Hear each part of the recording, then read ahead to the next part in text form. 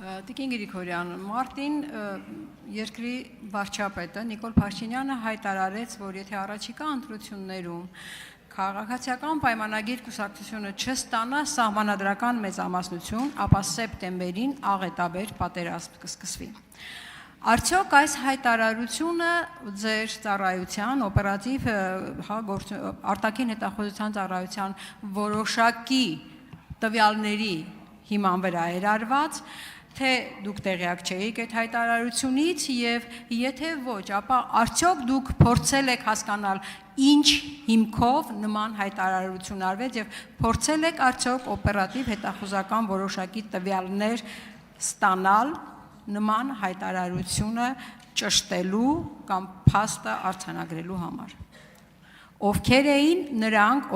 ով է այն երկիրը, որն է այն երկիրը, որ այդ պատերազմը պետք է սկսի մեր դեմ։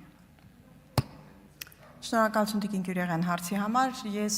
ուզում եմ ասել, որ Հայաստանի Հանրապետության օրենսդրությամբ, որով նախատեսված է ծառայության լիազորությունների շրջանակը, մենք որևէ իրադարձության չենք սպասում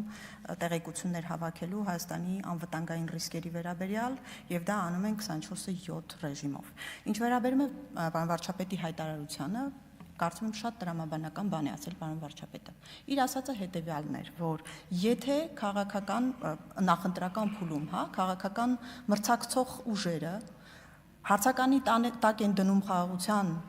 ճարտարապետության հիմնաքարերը, դա ենթադրում է, որ խաղաղությունը հաջորդիվ փլուզվելու է։ Վարչապետի ասածը այս տրամաբանությունն է։ Ինչ վերաբերում է ծառայությանը, մենք ինչպես ասեցի, անդադար բոլոր հնարավոր դերակատարներից սպասվող, կանխատեսվող գնահատված ռիսկերը հիմնված հետախուզական տեղեկությունների անկողմնակալ վերլուծության վրա զեկուցում ենք ըստ սահմանված կարգի։ Շնորհակալություն։ Արձագանք։ Այսինքն փաստվեց, որ արտաքին հետախուզության ծառայությունը որևէ նման տվյալ չունի, դա ընդհանրապես վարչապետի քաղաքական հայտարարություն էր, որը մենք սովոր ենք, մեր երկիրը գիտի, որ հայտարարությունն արվում է այն պահին այնպես, ինչպես իրեն ձեռք է տալիս, եւ դա որևէ տրամաբանական հիմք չունի։ Շնորհակալություն։ Տիկին Գյուրեղյան, ձեր լոգիկայի պայմաններում կարող ենք նաև շատ բան փաստել ձեր ասածից կամ ինչը այդպես չէ օբյեկտիվ իրականության մեջ։ Շնորհակալություն։ Նիստը վարողի իրավունքով ես հարց կտամ, Տիկին Գրիգորյան, շարունակելով Տիկին Գյուրեղյանի տրամաբանությունը, իմ հարցը հետևյալն է։ Հայաստան դաշինքը եւ Հայաստան դաշինքի ներկայացուցիչները հայտարարում են, որ Հայաստանը չպիտի սահմանափակվի իր 20743 կիլոմետր քառակուսիով։ Նրանք հայտարարում են, որ սահմանազատման հիմքը Ադրբեջանի չպիտի լինի Ալմատայի հռչակագիրը եւ պետք է լինեն այլ սկզբունքներ, մասնավորապես նրանցից մի քանիսը, օրինակ մատնանշում են էթնոգրաֆիական սկզբունքը կամ այլ ինչ-որ սարեր ձորերի սկզբունքներ։ Նրանք նաև հայտարարում են կամ առնվազն ուղիղ չեն հայտարարում, որ խաղաղության պայմանագիրը ստորագրելու են, եւ հարցս հետեւյալն է.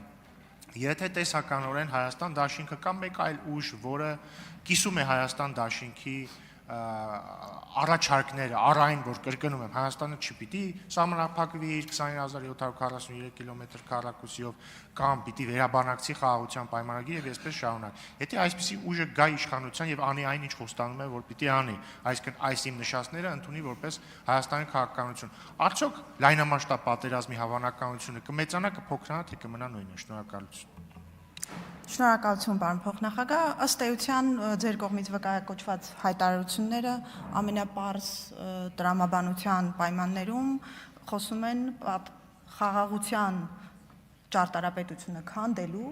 եւ կոնֆլիկտին վերադառնալու մասին, դրանից բխող բոլոր հետևանքներով, այդ թվում նաեւ հարձակման սպառնալիքներով։ Որպես արձագանք, այսինքն նորից ավելի հստակ հատուկ Տիկին Գյուրեղյանի համար Եթե Հայաստան դաշինքը տեսականորեն կամ մեկ այլ ուժ Հայաստան դաշինքի նման կամ Հայաստան դաշինքի հետ դաշնակցող կա իշխանության եւ որպես Հայաստանի արտաքին քաղաքականություն որդեգրի այն, ինչ նրանք հիմա ասում են, պատերազմի հավանականությունը կմեծանա, կփոքրանա, թե կմնա նույնը։ Կմեծանա։ Շնորհակալություն։ Տիկին Տիկին Գյուրեղյան, կմեծանա։ Հարցերն ավարտվեցին, կարող եք զբաղեցնել ձեր տեղը։